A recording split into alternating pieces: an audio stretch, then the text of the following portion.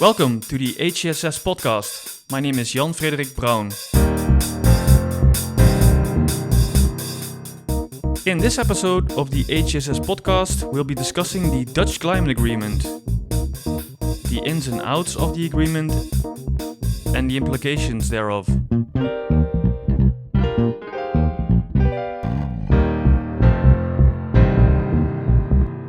The agreement was presented on the 28th of June, and it completed a period of negotiations running for around 16 months.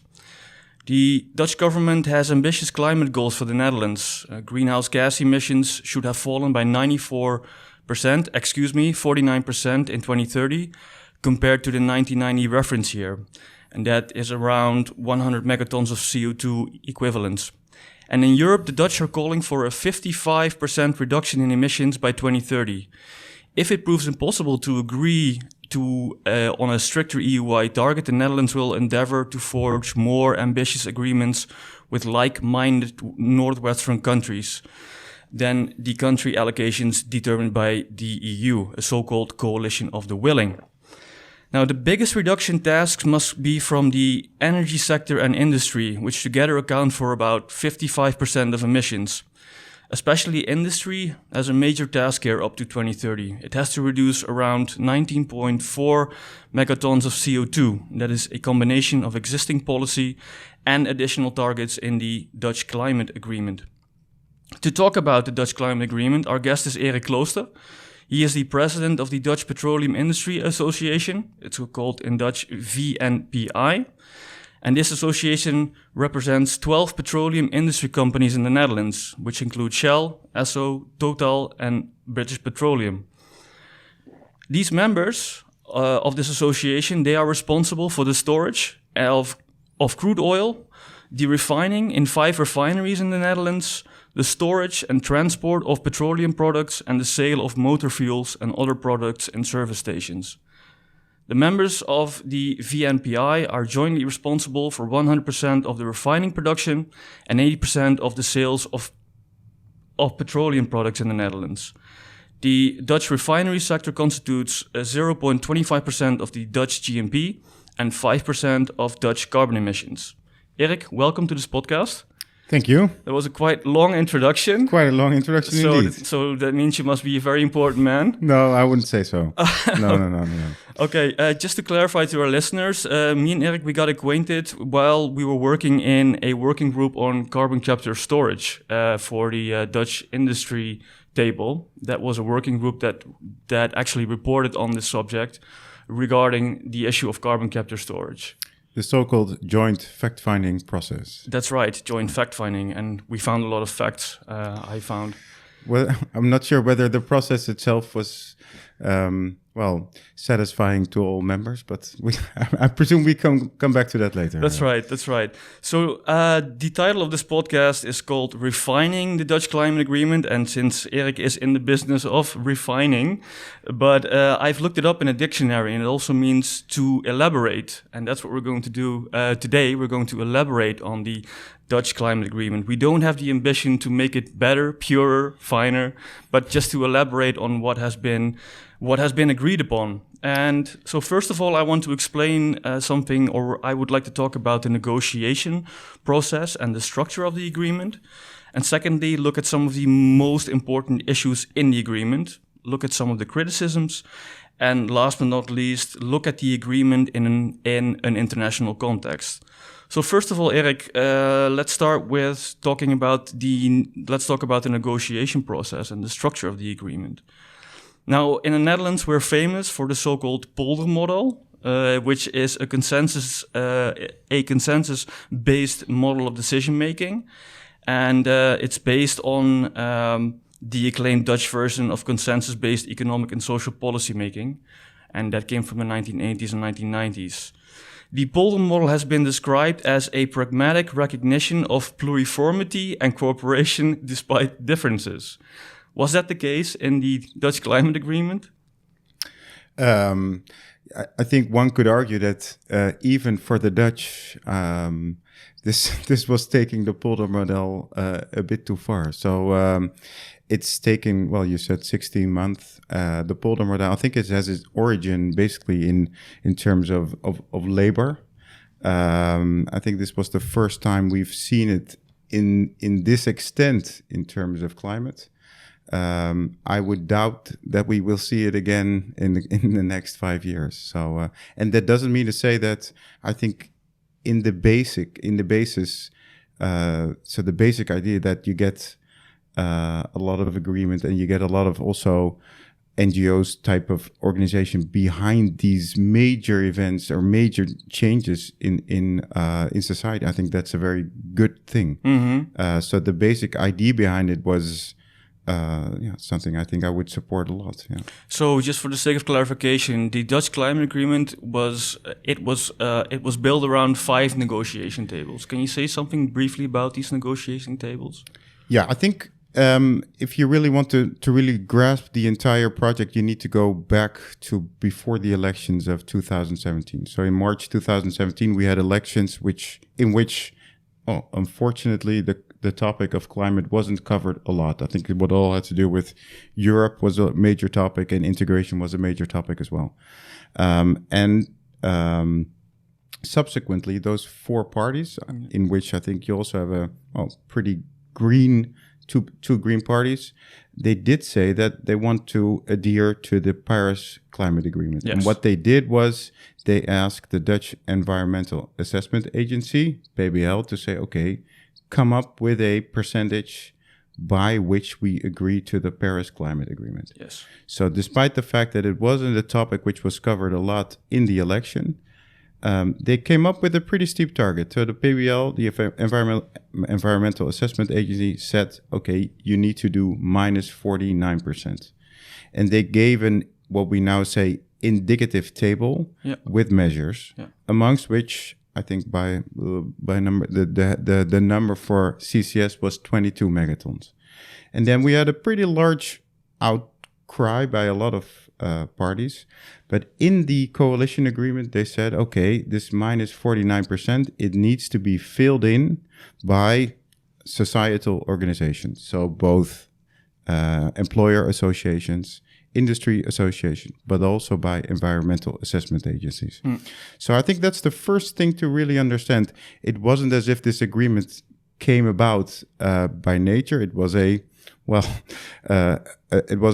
sentence written in the coalition agreement. So, and that sparked the whole process. And indeed, they thought about it pretty hard and pretty long for 3 or 4 months. And then April or March 2018, the whole process started. And they did indeed divide it into 5 tables. Yeah. Industry, electricity, housing, agriculture, and do I forget one? Transport and mobility. Transport and mobility, yes. Yeah. And formerly I had a place in both transport and mobility and in industry, but because of time, I focused mainly on industry. Industry, yeah.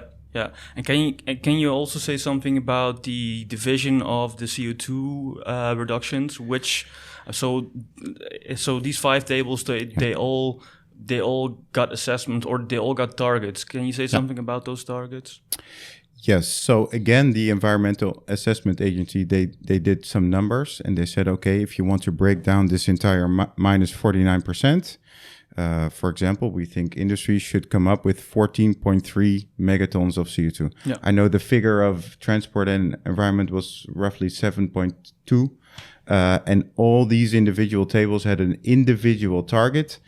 And it was left up to the tables to say, okay, this is the way we think we can come up with this individual target. Yeah. But the target was non-negotiable. Of course, that was... And there were 2 really, of these 5 tables, there were 2 really heavyweight tables. The power sector and on the other end, of course, the industry sector. They had the biggest CO2 reduction emission targets. Yes, and that has to do with the fact on how this Environmental Assessment Agency looks at these issues. So they basically draw up all the individual carbon abatement options, and they said, okay, these 2 tables, they can do by far the most. In power, it makes sense, but also they based on their figures, they said, okay, industry has a lot of cheap options. For example, CCS, but also electrification and also energy efficiency. Yeah. So we think in terms of the lowest cost for the society, those two tables must do the heavy lifting, so to say. And if you look at the industry table, can you say something more in general about the Dutch? So we are a relatively small country, but we have a very large industrial sector. So we have in the Netherlands 5 major industrial regions with 12 major energy-intensive companies that combined are responsible for more than 60% of the Dutch CO2 emissions, and that also fall under the European emission trading system. Can you say first something about the 5 industrial regions? Can you say something about the companies that are there, besides refining, of course? Yeah, so yes, we have a very large refining industry, which is very well connected to a very large chemical industry. Yeah. And together, I think they account for 75% of the large industrial emissions, CO2 emissions. On top of that, we also have Tata Steel. Tata Steel is, of course, a very large steel producing company. I think it's the largest emitting industrial plant in Holland that we have. So if you take those 3 sectors combined, we have 90% of the entire energy intensive emissions. And those are mainly clustered in the Amsterdam area, of course, the Rotterdam area. Then we have Zeeland, and then we also have in Limburg, we call Camelot. Yeah, Camelot. There's also a very large chemical sector there. And then you have in the north of Holland, there's also chemical industry near the region of Delfzijl. Yeah. And then you have those are the 5 main industrial sectors. On top of that, you also have paper industry, you have glass industry, and food industry. So, but the major CO2 emitter of all those regions is the area around the port of Rotterdam. Combined. Yeah. And that's your field of expertise. That's where that is the organization that you represent. Yes, but I think, discussing this issue for over 15 months, I think I can now honestly say that I have a pretty clear picture of the entire picture of Holland. So yes, there's also large industry in Zeeland, for example, in which you have a pretty good connection of both. There's a refinery there, there's Dow Chemical there, there's Yara is there. So and all those regions, they have their own assets, and they have their own carbon abatement options. Mm-hmm. Why is the Dutch, if we sort of zoom out just very briefly, why is the Netherlands pushing so hard to be Europe's green leader in that respect? Just to make clear, we are, when it comes to the share of renewables in the Dutch energy mix, we are laggards European-wise. We only have Malta and I think Luxembourg or even less active in that area. So we want to reinvent ourselves to a very large extent. We want to innovate in the area of energy production, energy usage, energy application. But why do we want to do this so radical? Because it is quite radical if you look at it. But there are definitely 2 ways of looking at it. So and you could disagree with the way the Environmental Assessment Agency has done the assessment, but they've simply said, okay, this is the target if you want to agree to Paris. Mm-hmm. And that is, I think that is something that you should strive for. And then, of course, you should very much decouple the renewable energy percentage from the total amount of emissions. So if you look at the industry, I think the industry in Holland across the board is pretty energy efficient. I know from my industry, we have the lowest emissions of Europe. But the broad consensus is, and it's not just in Holland, is that if you really want to take decarbonization, the next step, just also out of the power sector, you need to do a lot more, not just increase the share of renewables. You need to do that as well. And I think Holland is, if any country, Holland is based, is located perfectly well to do that. So you have a large energy-intensive industry, very bulky, but I don't know any place in the world where you have so much emissions on such a small spot. Also, very located very close to both a very large renewable energy source, which is wind offshore, and empty gas fields only 30 kilometers away. So you have a lot of options to decarbonize your industry. Yeah. So it's not only about ramping up your share. It's not only about ramping up the share of the renewables in your energy mix. It's about decarbonization at large, and that's what the Dutch Climate Agreement is also very much about. It looks at decarbonization. Yeah. One of the very controversial issues in the Dutch Climate Agreement concerns carbon capture storage. Can you say something about the outcome? What was agreed upon it? I mean, what is now going to be the solution?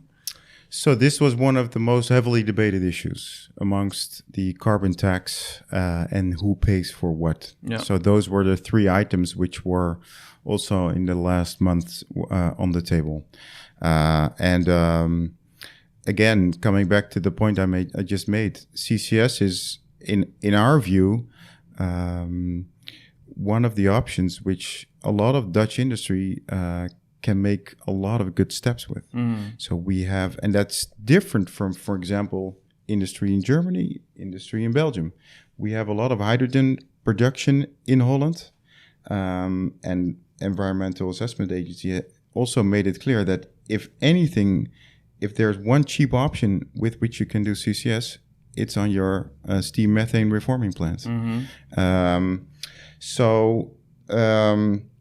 The outcome is that the total amount of CCS in industry is kept to 7.2 megatons. That is a pretty arbitrary number, which came out of the PBL again. And NGOs pushed a lot for a lower number. Yeah, because case. What was the problem? So the main issue was regarding carbon capture storage. The industry said, or they say, we need this for to actually come to the targets that are agreed on according to what is said in the Paris Agreement. The NGOs, for example, in the Netherlands, Greenpeace and Stichting Natuur en Milieu, they said that, well, this actually hinders investment in green production, green renewables, green hydrogen production, for example. Yes, and on top of that, and I think you were part of that process as well, they say, okay, we also think that green hydrogen is a cheaper option in 2030. Yes. So I fully disagree with that. Yeah. It's based on, I think, projections of, for example, electricity prices, which are not realistic. You need electricity prices of below 20 euros per megawatt hour. I don't think that'll be achieved. And all or most of the academic studies are really pointing out in the fact that you need both. You also need what we call blue hydrogen, hydrogen production with CCS, but you also need green hydrogen. Yeah. And this was indeed one of the most heavily debated issues, and I think it still is, and I think it'll be for the coming period. The good thing which came out of the climate agreement that we can now, for example, do a project like Portos, which is a project in Rotterdam. And we can really start investing probably within within 2 or 3 years. So, but this just for the sake of clarification, you have three kinds of ways with which you can make hydrogen. The first one's gray hydrogen, which is done with gas, which is the most common way to produce hydrogen. Yeah. Like at this level, I think a kilo of hydrogen costs €1.50 if you make it with gas. Then you have the option to do it with blue hydrogen, which you just mentioned, which is the production of hydrogen where you store the CO2 emissions, carbon capture storage, and at a later stage, carbon capture and utilization. And then there's green hydrogen production, which we use sun and wind to say it very in a very simple term. And then you can also produce hydrogen. But there are actually more. Somebody, I think the other week, came up to me and said, you also have purple hydrogen. Oh, but okay. By now, we were kind of fed up with all the color. Okay. Yeah, but those were the main issues which were on the table. And now, if you look at the cost, if you now have to produce a kilo of hydrogen with simply with renewables, is around 7-8 euros per kilo. But it's not just the cost. So the trick, or the most important thing to understand with green hydrogen, is that you first need to decarbonize your electricity production, because if you don't, more emissions will come up. So I think it came out of this joint fact finding that before the grid emission factor of the power is below 180 grams per kilowatt hour, it doesn't make a lot of sense. So invest in projects so the cost of the technology will come down, but really have a good look at how the power mix is progressing. Yeah. I want to talk a little bit more about hydrogen when we go talk about this in a more international context, because this is something that we need to really look at more in terms of the whole international development of hydrogen. I want to go back to an issue that's also that was also very important for industry, next to CCS and hydrogen, that is a CO2 price or a CO2 charge. Can you say something about this? What is actually meant by that, and what sort of agreement is in the Dutch climate agreement now on this issue? So if you look at the text, and it's also, you can read it in our response, a lot is still unclear and a lot needs to be worked out for. But the basic idea behind it is that you take an individual company or you take an individual sector, and their emissions are based on the EU ETS benchmark. Yep. So you start from EU ETS benchmark in 2020, and then you basically draw a line to 2030, and the line is based on the Dutch target. And all those emissions which are above that line, they will be taxed. And they will be taxed increasingly. So it will start at 30. Yeah. And it'll probably end up at 100 or 130, which is... per ton of CO2. Per ton of CO2, yeah. Which you are above the threshold. Yeah. And our main objections with that particular method is that you step away from EU ETS. So it's not just an increase of the EU ETS price. Basically, the amount which you tax also you step away from ETS. So it's no longer just EU ETS benchmark. And the EU ETS benchmark, those are the average of the top 10% per sector. Yeah. Yeah. And this will probably require, and again, it needs to be worked out, but you'll probably need to be better than the top 10% of EU ETS, which is quite a steep target. Yeah, indeed. and that's only then for the industry in the Netherlands. So that would mean an extra additional, pressure to be more green than the rest of, not only for the rest of Europe, but for the rest of the world. And again, I think we agree to the minus 49%, and we agree that there are a lot of options. But our main objection with this particular method is that we have certain companies, for example, in Zeeland or in Limburg, for example, in the chemical industry, or for example, refiners without hydrogen production, who do not have a lot of cheap abatement options. And that individual line, it will be drawn for every individual company, and you will be taxed for the amount on which you are above the threshold. And what we fear is that certain sectors who are very much exposed to international trade, they will get into a very difficult position. And that's also due to the fact, if I can say it very simply, that CO2 imported is not taxed in that way. No, it will not be. No. So that is a major problem here. Yes, so ammonia producers, hydrogen producers, some refining industry, and also Tata Steel, so steel they are, of course, very trade exposed. Yeah.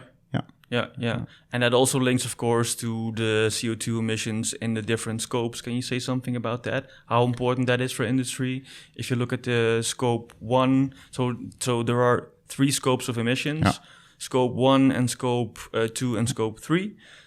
Scope 1 concerns the direct emission from a company, in as far as I understand it. Scope 2, that refers to the indirect greenhouse gas emissions that generate from all grid-bound energy purchased by a company. And Scope 3 refers to all indirect greenhouse gas emissions that arise from upstream and downstream activities. How important is that for the Dutch industry, and how can you link this to what's been agreed upon in the Dutch climate agreement? So this needs to be worked out in more detail at this point in time. And for example, we see a lot of potential, for example, in residual heat. So the refining industry, we have a lot of potential for residual heat for households. But it also requires pretty steep investments on a site. We haven't been able to really, and that needs to be worked out for example, in the subsidy scheme. Are you able as a refinery or a chemical plant to also, get subsidies for the investment that you make for these types of carbon emission abatement options? At this point in time, it is a big question mark. And this needs to be resolved, or this can be resolved, or this will be resolved? It needs to be resolved if you want these investments to really take off, of course. Yeah. Okay, so we talked very briefly about CCS. We talked a bit about the CO2 price charge. There's also going to be a CO2 minimum price for the power sector. Yeah. The Dutch government recently came up with a legislative proposal on this of a minimum CO2 price of around 13 euros starting in 2020, as far as I'm correct. And that should go to about 30 euros in 2030. Is this going to be in any kind of way very effective? If you look at the whole development of the ETS, which is currently around 27 euros. I think electricity generators did a pretty good job. So we would have liked to have swapped places with this individual type of policy. But so I haven't been involved in the electricity. Of course, we've looked at this. And no, I don't know any projection of EU ETS that will end up in 30 euros in 2030. So all projections that I've seen, they go right up to 40, 45, 47. So the general assessment is that this will not have any reasonable effect, except for the fact that it'll lay some sort of basis within EU ETS. For example, when you have economic downturn. Yeah. There's also, so Erik, there's also some criticism, of course, on the agreement. We Dutch are very good at criticizing in that sense. But this comes from, for example, the chief policy officer of Wind Europe. It recently wrote that the Dutch climate agreement is thin on measures to push for the electrification of heating, transport, and industrial processes. There's not even a figure for the level of electricity demand in industry. The Dutch are good at setting an example with their 49% emission reduction goal, but it's unfortunate they're reducing incentives for the electrification of industry and transport.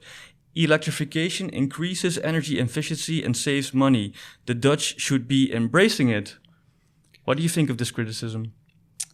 Yeah, well, we've also been slightly critical from the part of the industry. Some NGOs have been critical. I think it's inevitable if you strike such a deal that some people will be critical. I don't know any country within Europe, or I don't see any country anywhere in the world that is I wouldn't say doing this, because we still need to do this. But I think this is going pretty far, and it's pretty easy to be critical. So especially if you look at the industry, what is now going to happen in Holland, and I think it is going to happen.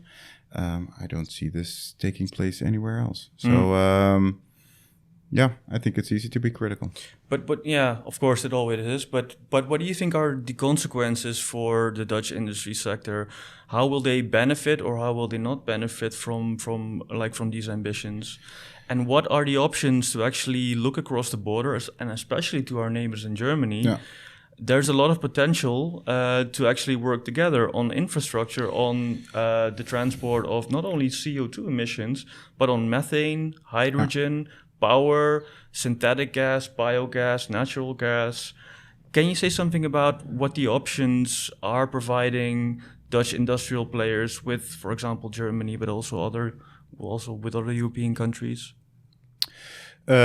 So my fear still is that some companies and some sectors will be hit too hard by this tax. So Which sectors are that?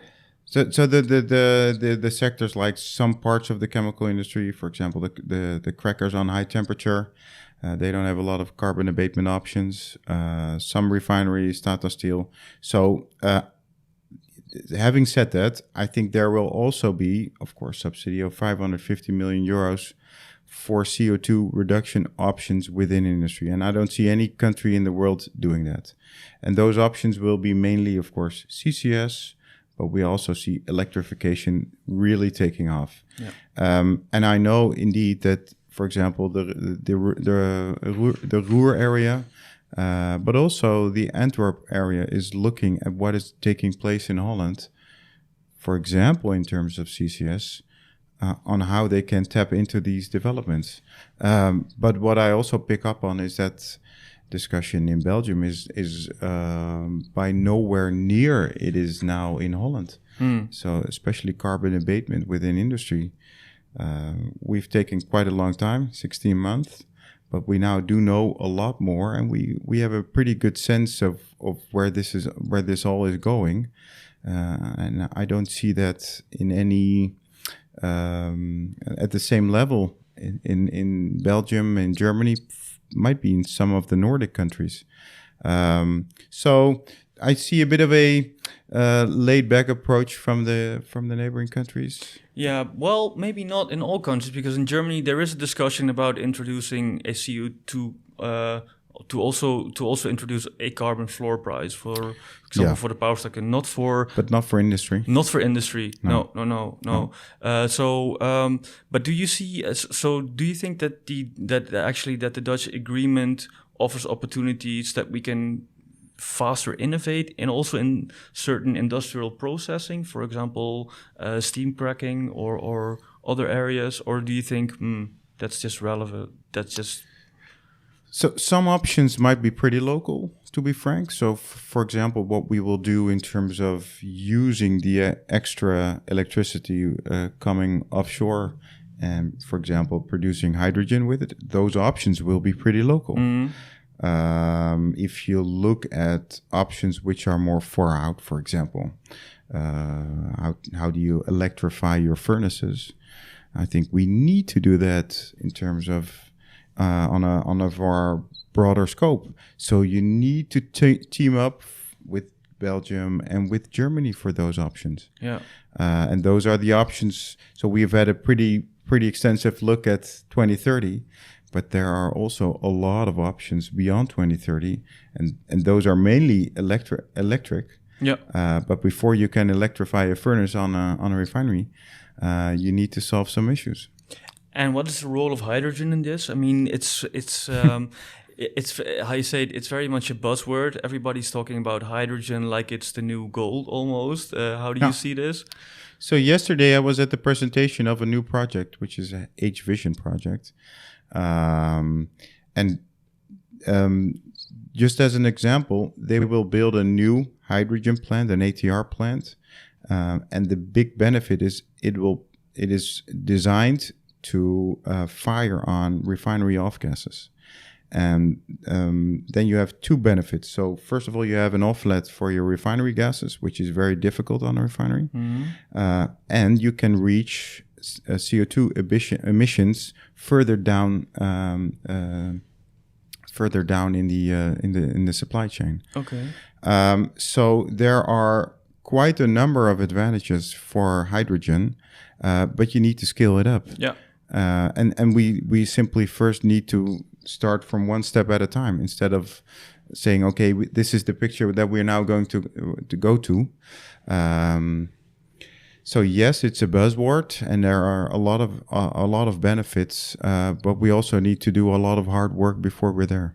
And now is a problem that you have, of course, large-scale electrolyzers, but it's usually for one client. For example, Shell Germany has built or is building a large PEM, is in the process of building a large PEM electrolyzer, but that's for one client. What I think is probably necessary, and maybe you can say something about that, is that you more or less need hydrogen hubs for more customers that you can share in the cost of infrastructure, in the cost of the process of electrolyzing.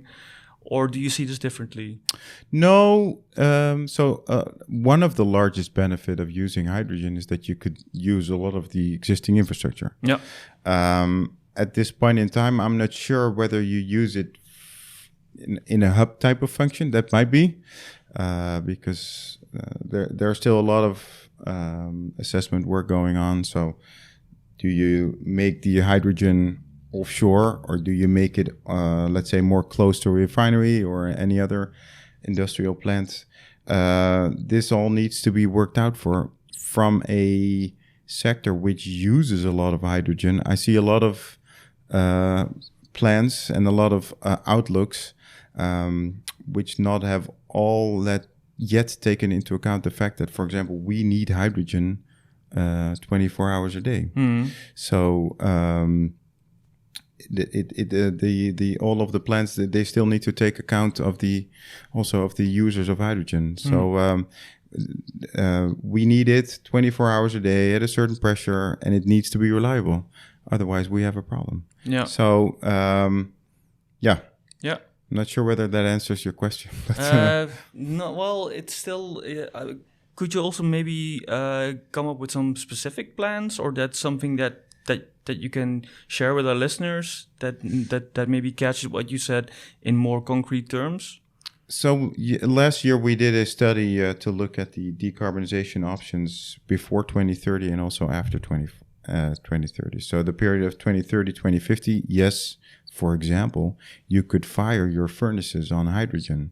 It requires relative small adjustments within a refinery. You need to change, for example, the burners, which is quite a big step, but you could do that, and then you need an offtake for your refinery off gases. But if you could do that, that is a very, very big step within the refineries. That is something that, well, I wouldn't say we've looked at it. That's pretty far out. So the first step that we have taken quite a bit of that we've looked at is, of course, hydrogen production and on your CCS on your hydrogen production. That's the first step that we can start with. Yeah, and I think Holland is positioned very well for that. Yeah, that's something that really bothers me. Erik keeps talking about Holland, and for everybody who doesn't come from either one of the Dutch provinces, Zuid or North Holland, that's quite an insult. Does it bother you a lot? I'll stop then. No, not at all. No, I still have so many questions, but I think we've run out of time. I think there's so much more to talk about, especially about the future of the European refinery in a more international context. But I think we can save that for a later podcast. If that's possible. Sure. Yeah. It was very nice having you here, Erik, and I hope everybody enjoyed the conversation. And for more podcasts, check out the HCSS website called www.hcss.nl. Thank you. My pleasure.